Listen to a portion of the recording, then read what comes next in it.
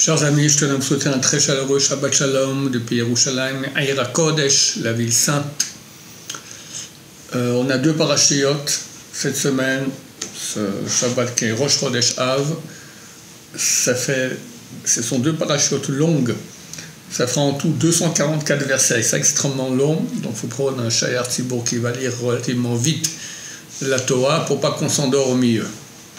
Et un des sujets que nous avons dans cette paracha, dans ces deux parachiotes, c'est celui de la guerre que fait Moshe Rabbeinu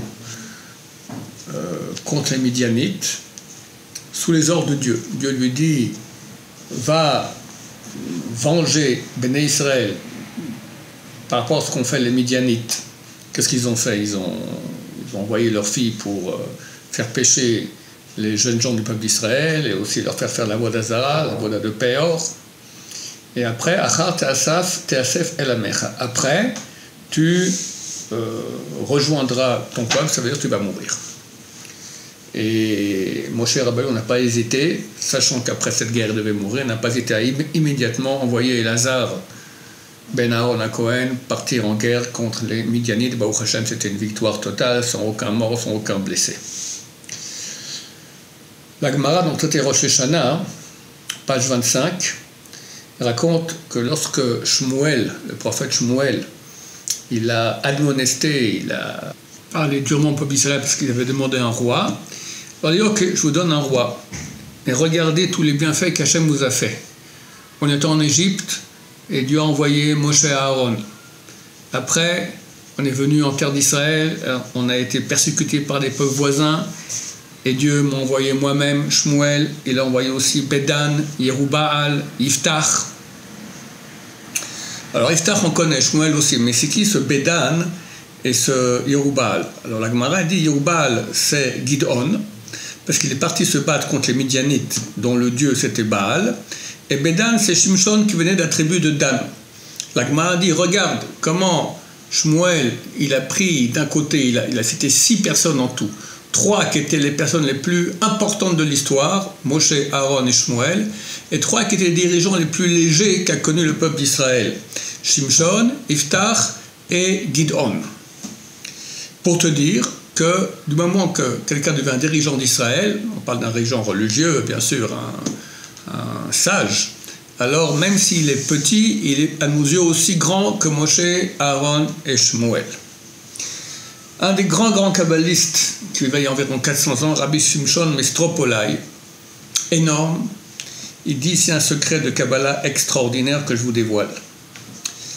Il dit que pourquoi est-ce que Shmuel a cité 3 petits et 3 grands?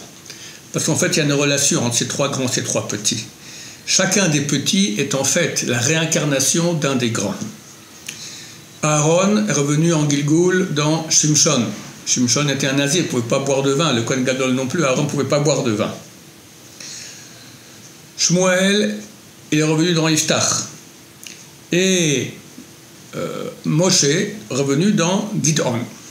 Quel est le point commun entre Moshe et Gidon? Que Moshe, on le voit dans le paracha, il a reçu l'ordre de partir en guerre contre les Midianites. Et Gidon aussi, il est parti contre les Midianites, il a eu une victoire extraordinaire.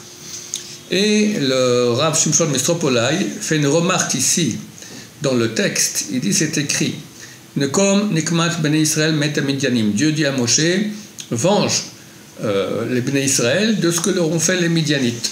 Achar Teasef El Amecha. Après, tu rejoindras ton peuple, c'est-à-dire tu vas mourir. C'est pas marqué et après, Ve'achar, c'est marqué après.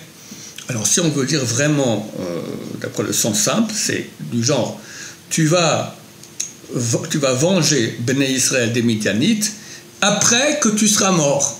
Après que tu sois mort. Une fois qu'il est mort, il est mort.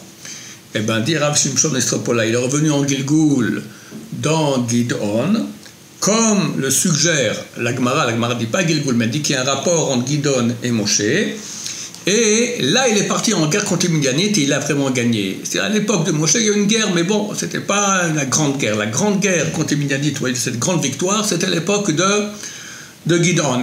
Et pourquoi Moshe n'est pas parti à l'époque? Parce qu'il avait Akarat Hatov, il avait la reconnaissance du bien. Il a habité des dizaines d'années en Midian. il s'est marié avec la fille du dirigeant de Midian, Yitro. Il ne peut pas aller comme ça et les tuer. Donc il a fait une guerre nécessaire, strict nécessaire, mais pas plus. Après, quand il revient en Guégoul, c'est plus lui. Là, il peut aller et leur faire essuyer une très très grande défaite. De là, on apprend, chers amis, à quel point on doit avoir la karatatov, la reconnaissance du bien pour tout le bien qu'on nous fait, même des gens mauvais. Regardez comme la Torah, elle dit qu'on n'a pas le droit d'avoir en haine un Égyptien ou un habitant d'Édom, un Iduméen, bien ils nous ont fait beaucoup de mal. Mais l'Iduméen, parce que c'est de nos frères, elles savent. Après tout, il a fait beaucoup de mal, mais c'est notre frère. Et l'Égypte, parce qu'on habitait en Égypte. Alors, ils ont pris nos enfants, les ont jetés dans le Nil. Ils ont torturé pendant 400 ans. Enfin, l'esclavage, c'était 86 ans, en fait. Mais quand même, de souffrances terribles. Oui, mais quand même, vous avez habité chez eux. Donc, il y a Akarat Hatov. Et là aussi, bien que les Midianites ont fait beaucoup de mal au peuple d'Israël, 24 000 morts qui sont morts à cause des Midianites, chez nous. Néanmoins, Moshe ne peut pas aller faire une guerre totale contre eux à cause de la karatato, de la reconnaissance du bien. Pour nous, c'est un très très grand moussard. Dans cette guerre, il est écrit un peu plus tard dans la paracha que tu prendras Elef Lamaté, 1000 par tribu, 1000 par tribu. 12 000 soldats sont partis en guerre. Mais en fait, le Midrash Tanchuma dit qu'il a pris 3000 par tribu. 1000 soldats qui allaient au combat, 1000 autres qui gardaient le camp, et 1000 qui partaient avec les soldats, mais restaient un peu en retrait, qui priaient. Et de là, on voit, chers amis, la méthode juive de guerre. Tu as 1000 soldats qui sont au combat, mais tu en as 1000 qui sont en train de prier, qui sont près du front. Sans parler de le peuple d'Israël, qui bien sûr, pendant ce temps-là, ne jouait pas aux cartes, ne faisait pas des grillades, il priait aussi.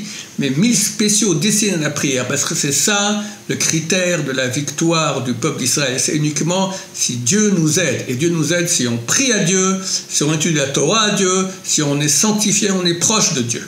Et de là, une grande critique aux Israéliens qui veulent sortir les élèves des yeshivot pour aller à l'armée, ce qui est un vrai suicide. Dieu jamais laissera ça.